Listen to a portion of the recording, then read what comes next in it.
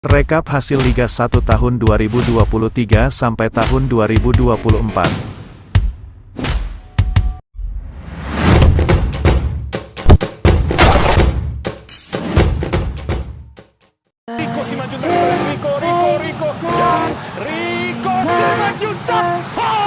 Pekan ketiga Liga 1 dibuka dengan digelar dua laga secara bersamaan. Jumat, tanggal 14 Juli tahun 2023, dimulai pada pukul 15 waktu Indonesia Barat. Ada Persikabo 1973 yang menjamu PSM Makassar, di Stadion Pakansari, Bogor.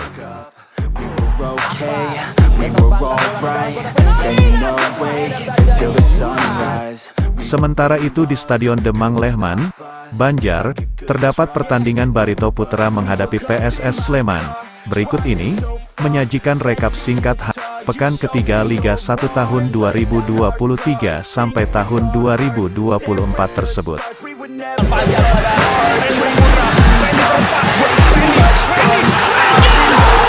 Persikabo 1973 vs PSM Makassar, 0-1.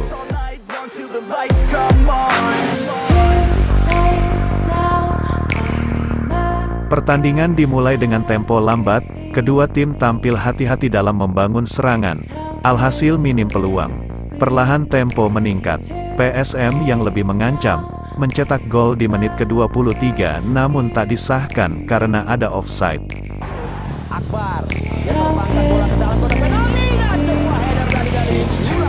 Pada menit ke-30, Persikabo 1973 melakukan pergantian. Laki Oktavianto keluar karena cedera dan masuk Kainoa Belly. Setelahnya tim berjuluk Laskar Pajajaran itu tampil lebih agresif, berbagai peluang dimiliki, tapi skor 0-0 bertahan, hingga turun minum.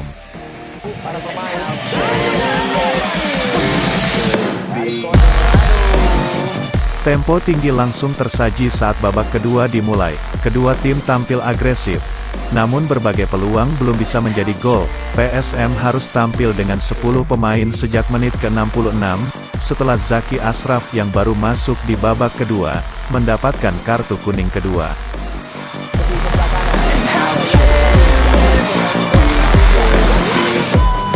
Meski begitu, setelahnya tim berjuluk Juku Eja itu, malah bisa mencetak gol melalui sundulan Wiljan Pluim, menyambar bola korner Yance Sayuri di menit ke-74. Sementara itu Persikabo 1973, terus kesulitan memecah kebuntuan, meski mendominasi penguasaan bola, hingga akhirnya kalah 0-1.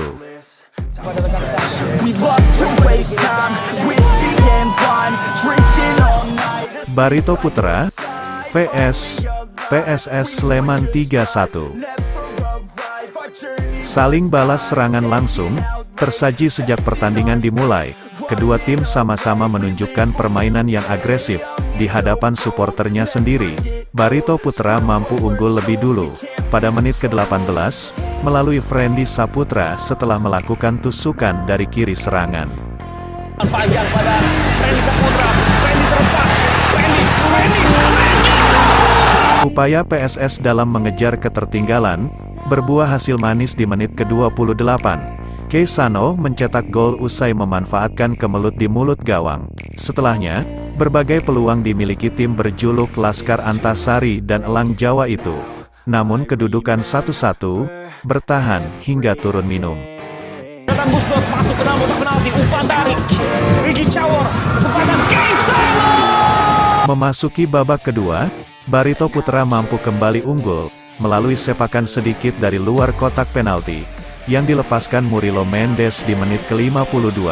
Semakin tidak terbendung, Laskar Antasari memperbesar keunggulan, setelah Bagas Kava sukses meneruskan bola hasil tusukan Rizky Pora, di menit ke-62.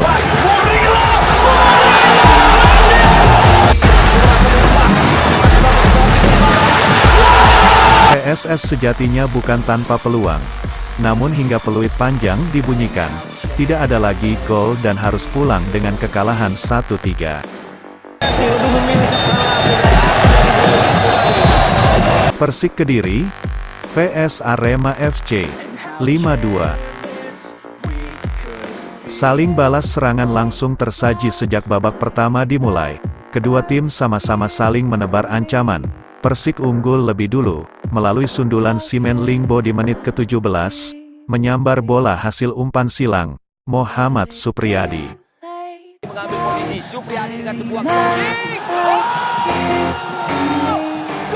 Tim berjuluk Macan Putih kian agresif, menekan setelah unggul dan berbuah penalti. Renan Silva sukses menjalankan tugasnya sebagai eksekutor di menit ke-22.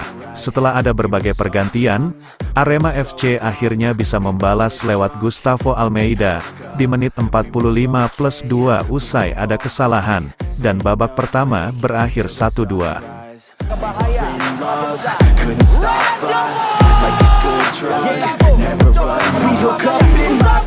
Laga dengan tempo tinggi kembali tersaji memasuki babak kedua. Persik kemudian memperbesar keunggulan di menit ke-56. Adalah Jefferson Vieira, Jevinho, yang baru dimasukkan pada paruh kedua sukses menyambar bola hasil umpan silang.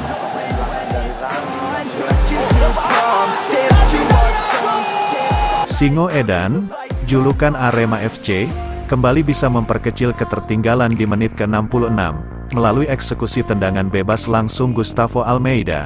Tidak tinggal diam, Macan Putih kembali menambah gol melalui sepakan keras Bayu Otto dari pinggir kotak penalti di menit ke-70.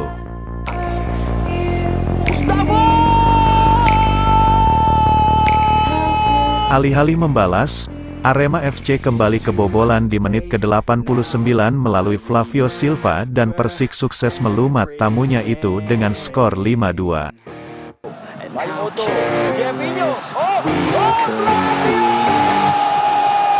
Rans Nusantara FC vs Persita Tangerang 0-1.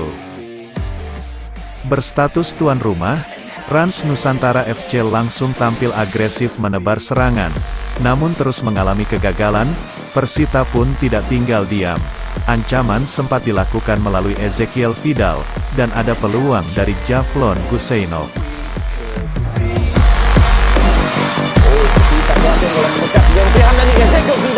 Namun seraya yang dialami The Prestige Phoenix, julukan Rans Nusantara FC, tim berjuluk Pendekar Cisadane juga buntu.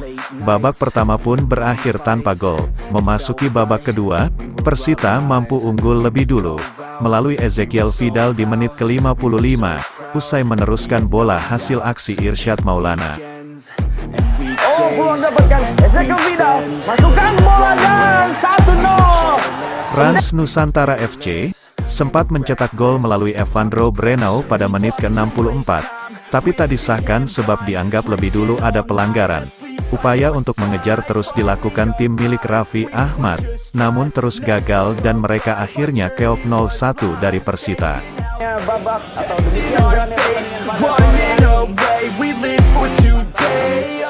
Bali United vs Madura United 2-1. Laga ini menarik dan diwarnai banyak insiden menarik. Misalnya, baru 3 menit berjalan, Madura United sudah dapat hadiah penalti. Hugo Gomez, Jaja, yang dipercaya sebagai eksekutor, sukses melesakkan gol ketiganya dalam 3 laga beruntun. Bisakah mencetak penalti pertamanya di musim ini? Hugo Gomez! Menit ke-22, peristiwa serupa kembali terjadi. Namun, kali ini buat Bali United, tendangan penalti diambil striker anyar Jefferson Aziz, dan bersarang dengan akurat ke gawang. Serdadu Tridatu kemudian berbalik unggul. 10 menit kemudian, ketika umpan Yabes Roni ditanduk oleh Jajang Mulyana. Ini dia Jefferson!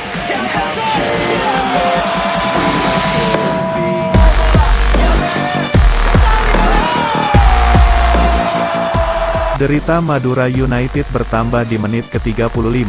Kapten mereka, Fahrudin Arianto, diusir wasit setelah menerima kartu kuning kedua. Selepas jeda, pertarungan masih berjalan sengit.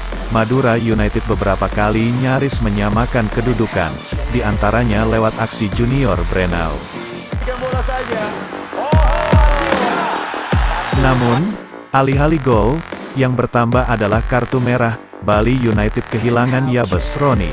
Sementara Muhammad Tahir menyusul kaptennya ke ruang ganti Madura United. Skor 2-1 tak berubah sampai pertandingan berakhir. Kartu kembali. Tendangan pemirsa. Persis Solo vs Borneo FC 2-1. Ini pertandingan yang sangat seru. Jual beli serangan terjadi sejak wasit meniup peluit. Baru 11 menit, Persis Solo sudah memecah kebuntuan. Fernando Rodriguez mampu mencetak gol dengan memaksimalkan umpan silang Moussa Sidibe. Akan lakukan tendangan bebas kali ini. Moussa Sidibe sudah lakukan dan Laskar Samber Nyawa kian menjauh pada menit ke-31. Kali ini, giliran Ramadan Sananta yang menyambar umpan Roni ke gawang Borneo FC. Tim tamu bukannya tanpa peluang. Mereka bahkan sempat mencetak gol di menit ke-28 melalui Win Naing Tun, tapi dianulir karena offside.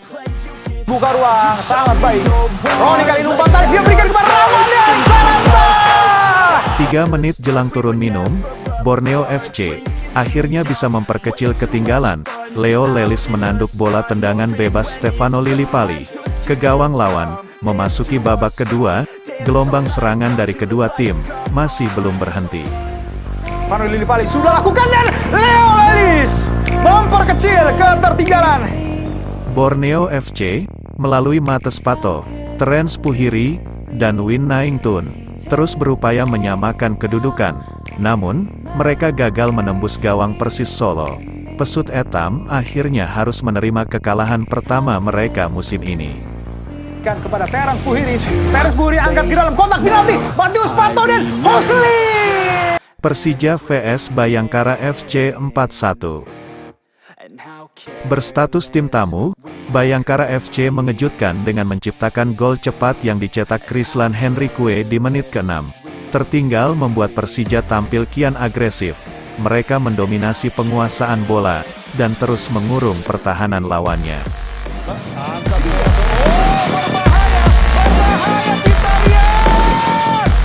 Gol balasan akhirnya tercipta pada menit ke-15. Melalui pergerakan Rico di kiri serangan yang diakhiri sepakan dari luar kotak penalti. Macan Kemayoran mendapat penalti usai Rio Matsumura dilanggar. Simic sukses menjalankan tugasnya sebagai eksekutor di menit ke-18. Rico dan Rico cetak. Hampir Simic kita lihat. Terus bermain menyerang, tim asuhan Thomas Doll memperbesar keunggulan di menit ke-34 melalui aksi individu Simic di kiri serangan. Memasuki babak kedua, Bayangkara FC yang tertinggal setelah unggul tampil lebih agresif dan melancarkan berbagai ancaman.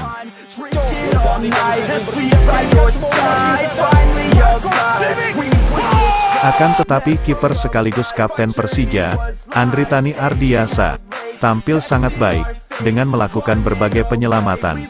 Perlahan Macan Kemayoran mulai bisa keluar dari tekanan, meladeni jual beli serangan dan mampu kembali mencetak gol. Masih Rio langsung berikan bola, Witan dan gol. Yakni melalui Akbar Arjunsyah yang tinggal menyambar bola di mulut gawang. Hasil umpan silang Witan Sulaiman pada menit ke-74. Setelahnya Bayangkara FC terus berupaya memangkas ketertinggalan, tapi tidak kunjung berhasil, hingga laga pun berakhir 4-1. Peluang terbaik untuk bisa mencetak gol, dan itu menjadi tendangan terakhir di pertandingan. And how careless we could be.